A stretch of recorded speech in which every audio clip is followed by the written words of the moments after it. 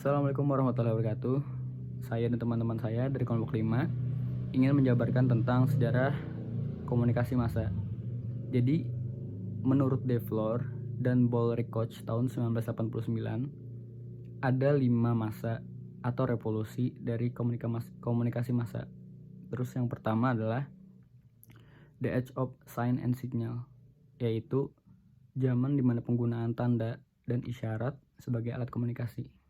Terus yang kedua, ada The Age of Speech and Language, yaitu zaman digunakannya percakapan dan bahasa sebagai media massa atau alat komunikasi.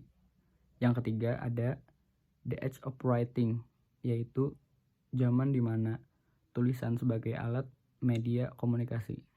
Yang keempat, ada The Age of Print, yaitu zaman di mana media cetak sebagai alat komunikasi. Dan yang terakhir, yang kelima, The Age of Mass Communication, yaitu zaman digunakannya media massa seperti sekarang. Assalamualaikum warahmatullahi wabarakatuh. Nama saya Reza. Di sini saya akan menjelaskan definisi dari komunikasi massa. Komunikasi massa adalah komunikasi yang dilakukan melalui media massa, audiens atau khalayak sasaran. Media massa dapat dikelompokkan menjadi dua, yaitu ada media cetak dan media elektronika.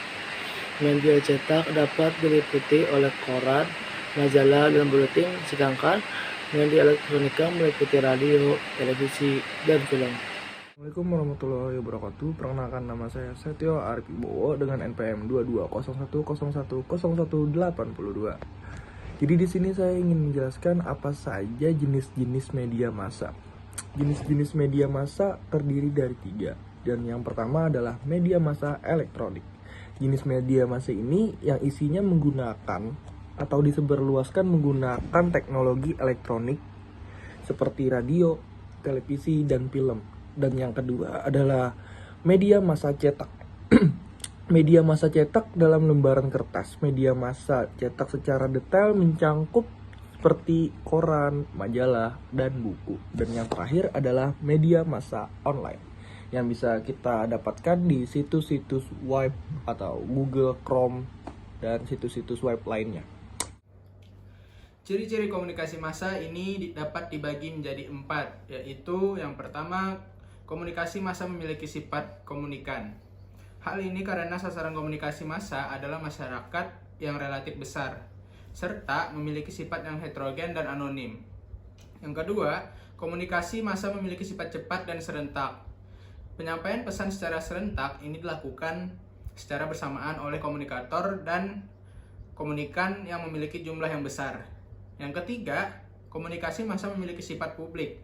Sudah jelas bahwa pesan yang ingin disampaikan tersebut ditujukan kepada masyarakat luas, bukan golongan tertentu saja. 4. Komunikator yang terkoordinir.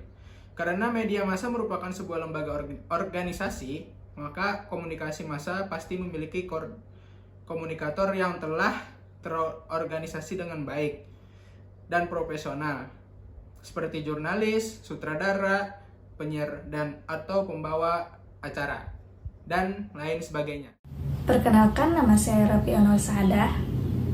Komunikasi massa dapat berfungsi sebagai media pengumpulan, penyebaran, dan penyampaian pesan kepada halayak yang lebih luas. Secara umum, komunikasi massa mempunyai 7 fungsi, yaitu fungsi informasi, fungsi hiburan, fungsi persuasi, fungsi pengawasan, fungsi korelasi, fungsi transmisi budaya, dan fungsi pewarisan sosial. Perkenalkan, nama saya Sherlina, NPM 2201010075. Di sini saya akan membahas komunikasi massa. Komunikasi massa adalah proses di mana organisasi media membuat dan menyebarkan pesan kepada khalayak publik atau banyak. Informasi ini akan mereka hadirkan serentak pada khalayak luas yang beragam. Hal ini membuat media menjadi bagian dari salah satu intuisi yang kuat di masyarakat dalam komunikasi massa. Media massa menjadi otoritas tunggal yang menyeleksi, memproduksi pesan, dan menyampaikan pada khalayak. Perkenalkan, nama saya Yanti. Di sini saya akan menjelaskan tentang keuntungan komunikasi massa. Adapun peran penting dalam kehidupan sehari-hari, misalnya televisi, koran, internet. Kelebihan media massa, kemampuan dalam menyebarkan informasi dalam waktu singkat kepada halayak.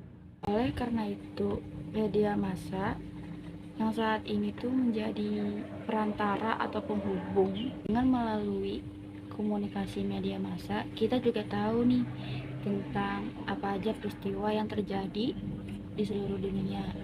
Adanya kehadiran internet yang memberikan manfaat bagi kehidupan manusia, misalnya melalui gadget yang didukung internet, agar manusia dapat berkomunikasi antara satu sama yang lainnya.